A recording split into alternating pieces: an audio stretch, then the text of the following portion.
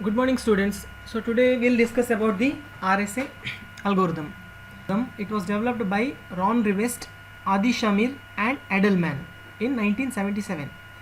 So students, we all know what is an RSA algorithm. So basically it is used for the encrypting data. Encrypting data when we send the data over an internet to avoid it being attacked, to avoid the message being attacked by the attackers. So basically this RSA algorithm is a block cipher and it is used in various places, students. So how does this work basically? So before understanding that, so initially we have to understand the two mechanisms of RSA. So that two mechanisms along with that problem and we will understand now. So there are two steps basically, students. Here first step is nothing but RSA key generation, then the encryption and the decryption operations. So initially we will discuss how the key generation is done. So first, students, we have to take two prime numbers. So that prime numbers are P and Q. So we can take any prime numbers P and Q, two different prime numbers. Once we get the prime numbers P and Q, we have to calculate the N. Okay, so how do we calculate the N? We take the product of two prime numbers. Once we find out the N, we have to find the Euler-Toshan function, and this Euler-Toshan function is represented by phi of N. And what is the formula for finding phi of N? For finding the formula phi of N, we have to subtract from 1 from P and Q and do the product. Okay. For example, if P is 3 and Q is 5, so it will be P will be 2, P minus 1 will be 2 and Q minus 1 will be 4 and answer will be 8, that way. So let us understand that while we are doing the problem. So this is the third step.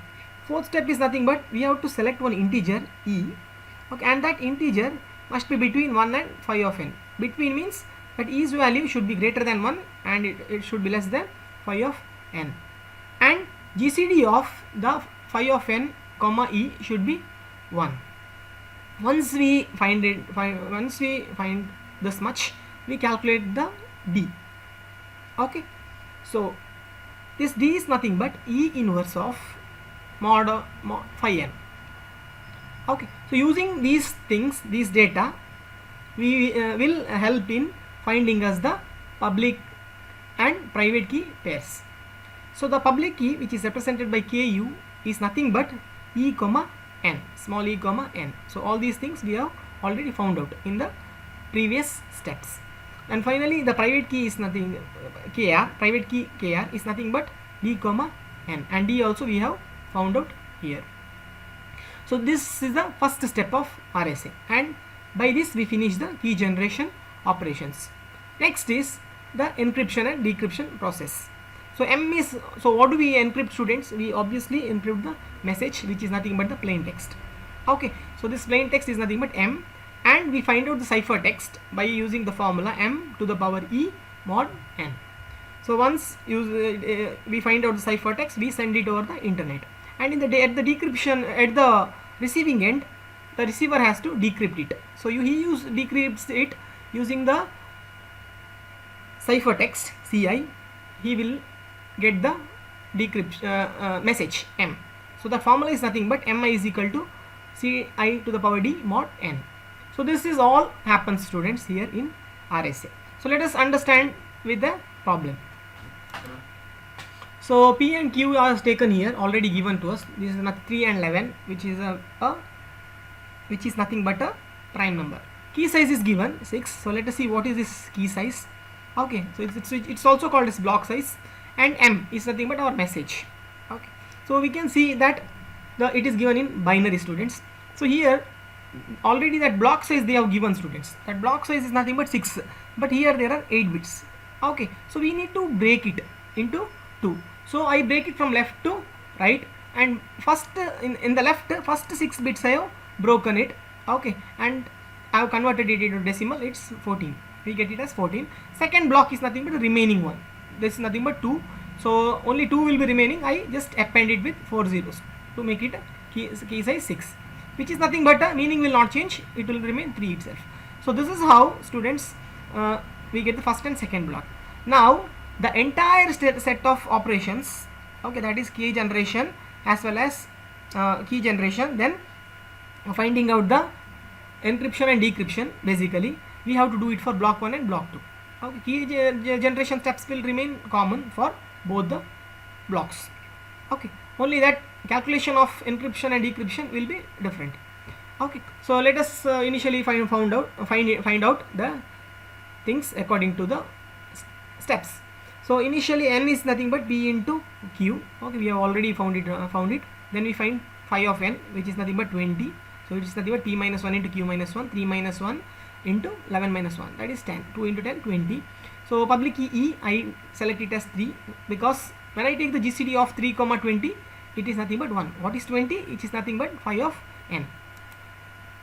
So next students, I found out D. So how do I find D? So here is a catch, students, which is not, because D is nothing but e to the power minus 1 mod 20. So it is nothing but 3.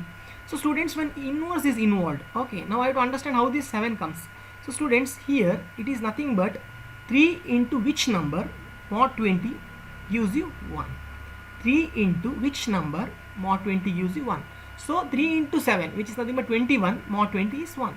So that itself is, that is how I get 7. Okay, so just by trial and error method. So I get the private and public key pairs, students. Okay, so then I substitute. So for initially I take the block 1.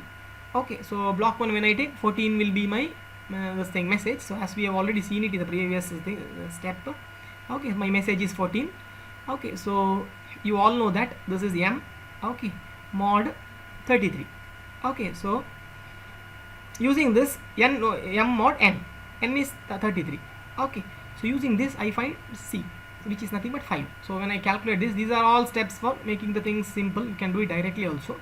So ci is equal to m to the power e mod n, which is nothing but 5. N is 33 here. Next, decryption is done. So when I find the when I do the decryption, students, it is nothing but I will use, when I do the decryption, I have to use the answer which is obtained here, which is nothing but ci, okay, which is 5. So which is nothing but 5 to the power 7. 5 is not visible here, but I'll tell it for you. It is nothing but 5 to the power 7 mod 33. What is 7? Which is nothing but a private key. Okay, which is nothing but D according to our formula. Okay, see, the decryption formula is mi is equal to ci to the power d. Okay, so it is, which is nothing but 5 to the power 7 mod 33, and I get the message back as 14. So same steps are used here, students. This is for the block 2. Block 2 m, our message is 3 to the power e, which is nothing but 3 mod 33, which is 27. So ciphertext is 27. Using ciphertext to the power d, I find 30 mod 33. I find the plain text, which is nothing but 3. So this is done at the sender send, this is done at the receiver send. This is for the block 2. Thank you.